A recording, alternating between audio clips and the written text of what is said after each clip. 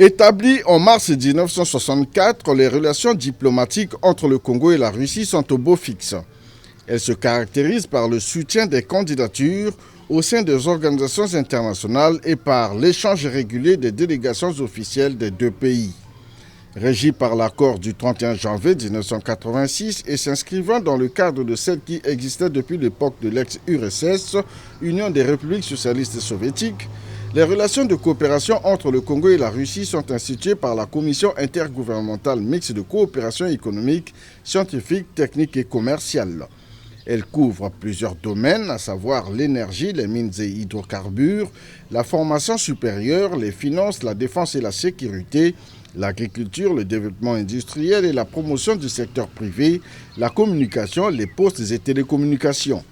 C'est dans le cadre du raffermissement et de la consolidation des relations entre les deux pays que le président de la République, Denis Sassou Nguesso, a effectué plusieurs visites d'amitié en Russie. Les dernières en date remontent à mai 2019 où il s'est exprimé à la Douma, le Parlement russe, et s'est entretenu au Kremlin avec le président de la Fédération de Russie, Vladimir Poutine, avant celle d'octobre de la même année où il a participé au premier sommet Russie-Afrique dans la ville balnéaire de Sochi. Ainsi, la visite de travail que le ministre russe des Affaires étrangères, Sergueï Lavrov, effectue au Congo du 24 au 25 juillet 2022 est le signe de la vitalité des liens d'amitié et de coopération qui existent entre les deux pays. Signalons que l'Égypte sera la première étape de la visite de Sergueï Lavrov en Afrique.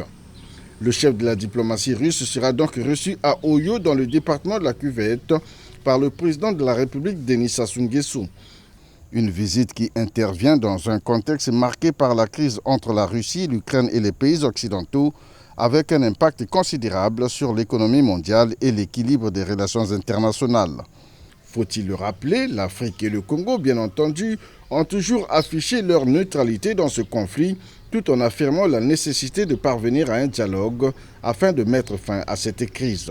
Déjà lors de sa prise de parole à l'Union africaine en juin dernier par visioconférence, le président ukrainien Volodymyr Zelensky avait appelé les dirigeants africains à s'impliquer dans la recherche de voies de sortie de crise, tout en insistant sur les dégâts causés sur son pays, ainsi que la crise énergétique, commerciale et alimentaire qui en résulte. Négociateur hors pair, Denis Sassou Nguesso a donc du pain sur la planche. Pour les Russes, Denis Sassou Nguesso a marqué l'histoire des relations entre les deux pays.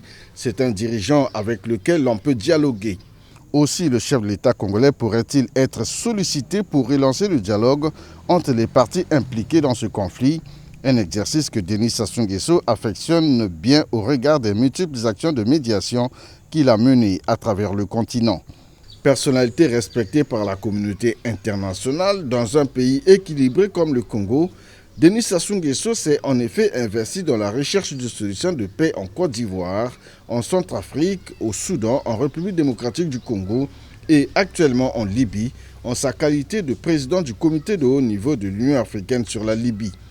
On se souviendra encore des efforts consentis par le président de la République du Congo pour la paix en Afrique australe, la libération de Nelson Mandela et l'indépendance de la Namibie. L'arrivée de Sergueï Lavrov à Oyo serait-elle le début d'une solution africaine à la crise russo-ukrainienne? En tout cas, la question reste posée.